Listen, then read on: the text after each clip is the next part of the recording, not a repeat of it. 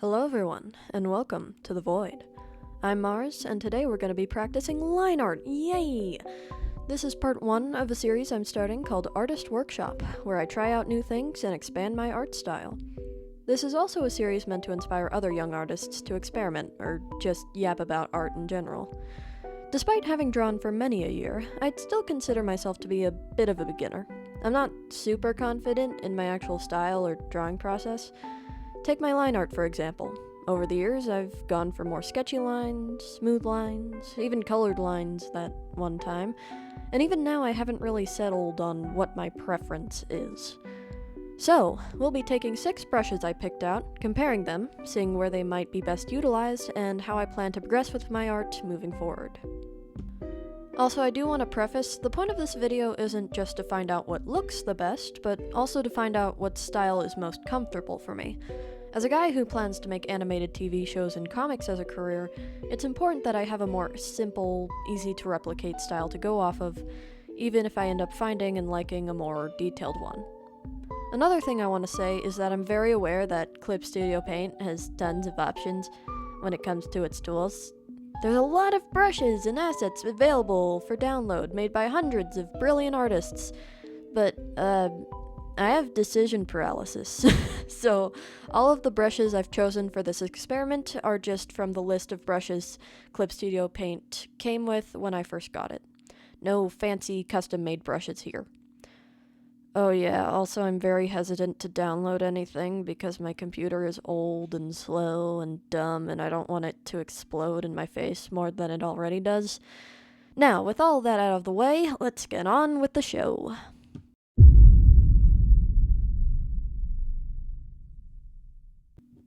First off, we've got the Real G Pen. This is the brush I've been using the most often, so with this segment I really just want to showcase how I usually draw for reference. Recently I watched a video titled How to Actually Find Your Art Style by Lavender Town, and in that video she made one sketch and then redrew it in different styles to show the differences in each. So that's what I'm going to be doing. In an earlier version of this video, I actually just tried to follow her video directly, doing the monoline, the sketchy line art, the thin line art, and the varied line weight. I honestly wasn't sure how to do that last one, so I tried to put my own spin on it. From that exercise, I did learn a lot about my tastes. I learned that I really like having varied line weights, even if I'm not sure how to actually utilize that yet. At the very least, I enjoy feeling like I'm drawing on paper. I also learned that while the thin line art isn't bad by any means, I do heavily prefer the thicker lines as it just feels more tasty.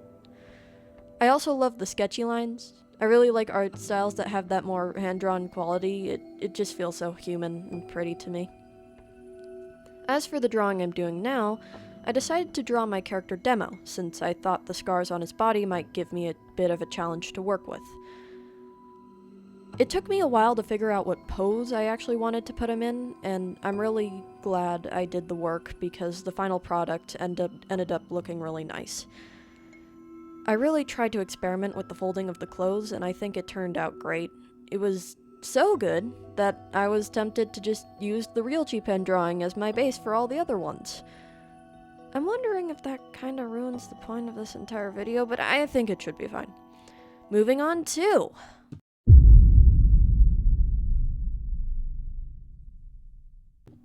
I've seen art styles online where the line art has varying opacity, and I've always found that style to be very pretty, so that's what I'm trying to do with this brush. The reason I chose this one specifically is because it's actually the one my friend uses, so I decided to give it a try.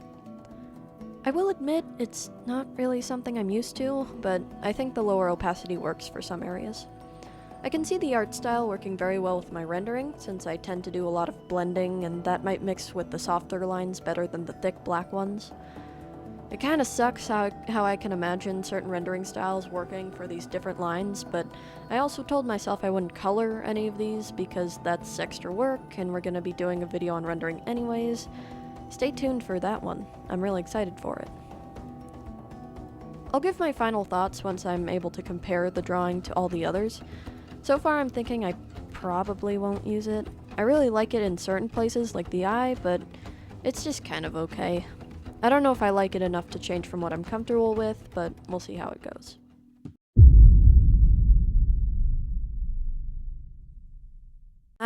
here we are. The default brush in Clip Studio Paint. It's the real G Pen, but with absolutely zero texture. It's also the brush I use for coloring when the bucket tool is being mean to me, so if I like it, maybe that'll lead to me not having to switch brushes as much. So let's see. Do I prefer the texture, or will the smooth lines win me over?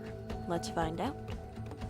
I remember when I first started using Clip Studio Paint, I did use the G Pen, and I remember eventually switching to the real G Pen because I liked the sketchiness more, and I thought the G Pen just made my drawings look flatter.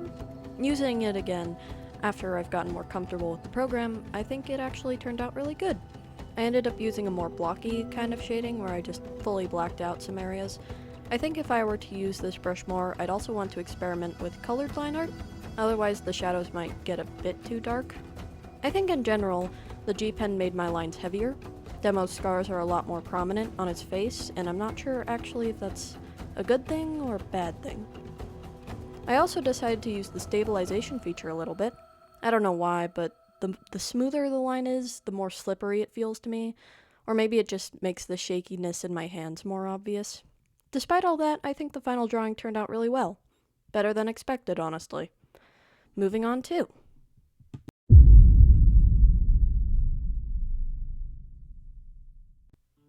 What can I say? Sketching is fun. Working in grayscale is fun. Slay the Princess's art style is peak. My biggest fear as I'm going through this video is that it'll just end with me being like, they're all good, and I'll be even more stuck than I was when I started. Then again, there are small details I've noticed with each one so far that have swayed my opinion a little bit. Like how it felt on my hand to draw each one, how it would change my process picking one over the other, stuff like that. The mechanical pencil, for example, would make using the bucket tool virtually impossible. Would I be able to give that up for a pretty sketch? I don't know. Coloring is fun sometimes, but I can see the process getting tedious. That on top of having to redraw a bunch of lines over and over again, I don't know. Then again, there's just something so tasty about a good pencil drawing. Plus, maybe I won't have to color it. Say I want to make a black and white comic one day. The mechanical pencil would be perfect for that. You get that hand-drawn quality with varying values, and it only took one tool. Technically, I don't even have to render a pencil sketch if I don't want to. Still, it's a lot of lines to do. Technically, I didn't have to shade the pants, or the belt, or the shirt, but I wanted to show this brush's strengths and how absolutely tasty it looks. You could technically get this effect with the real G Pen if you wanted to, and I imagine you could with any brush with texture on it, though when I tried it with the real G Pen, the sketchy quality only seemed to work on smaller areas or areas with lower value. The pen just doesn't spread as far as the pencil does, I guess.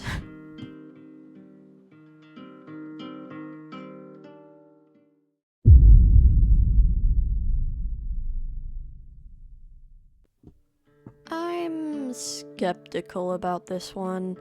Mostly I'm scared that the textured pen is gonna end up looking identical to the real G Pen, but I guess we'll see. Honestly, the real G Pen, the textured pen, and the rough pen all kind of have the same vibe to me. Well, maybe not the rough pen, that one definitely has a more distinct feel to it, which we'll get to later. But yeah, currently writing the script, and I'm almost considering swapping it out for a different one. Yeah, you know what? It's too similar. I don't like it. We're picking another one. We're switching it.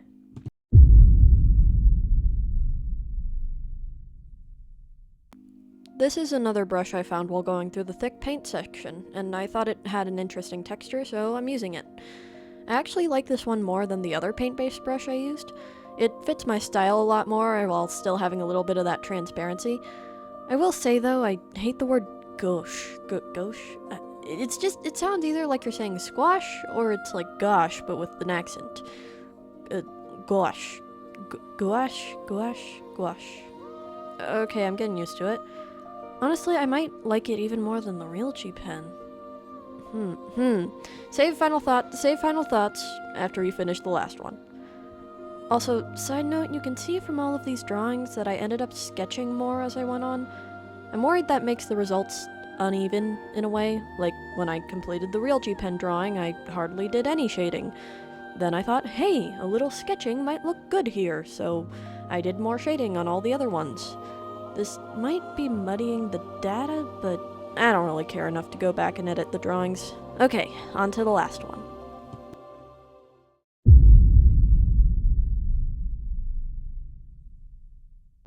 Last, but certainly not least, we've got the rough pen. It's got a lot of texture on it, and the brush kind of reminds me of Lavender Town's art style. I know I've mentioned her like twice in this video. Look, this whole series was basically inspired by her videos along with Calamara's as well, but moving on, the reason I wanted to try this brush out was because I had a theory that it might be good for horror-themed art. That's another thing. Different art styles can be used to invoke different feelings, so by trying all these different brushes, it's not just to see what looks the best, but to see what style might be best for certain moods or stories. Another reason why I picked this one is I just like the texture. I like the little grainy look to it. It just looks good. I think drawing with the rough pen was really fun, though at a glance it still does look a little like the real G pen, but that's just looking at them individually. Let's finally put all 6 together.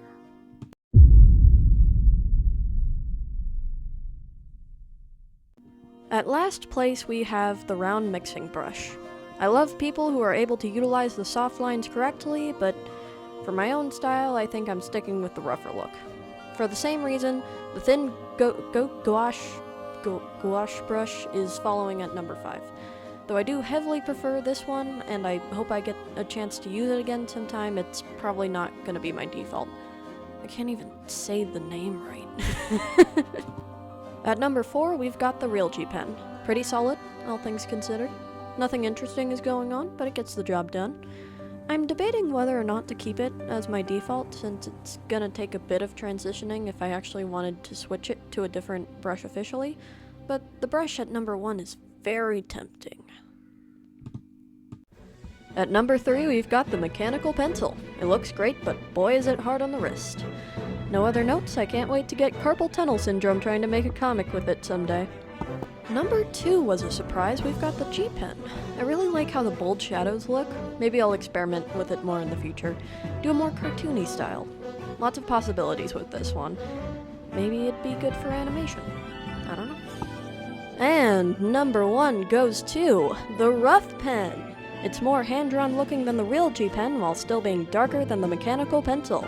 It's such a subtle difference, but I love it all the same. If I had to pick a new default, it'll probably be this one. And you know what? Maybe I will try it out more in a future video. We'll just have to wait and see. And there you have it, folks. Thanks for visiting the Void. I hope you enjoyed your stay. Leave a comment if you have one, and subscribe if you like what you see here. I'll see you all in the next one. Bye-bye.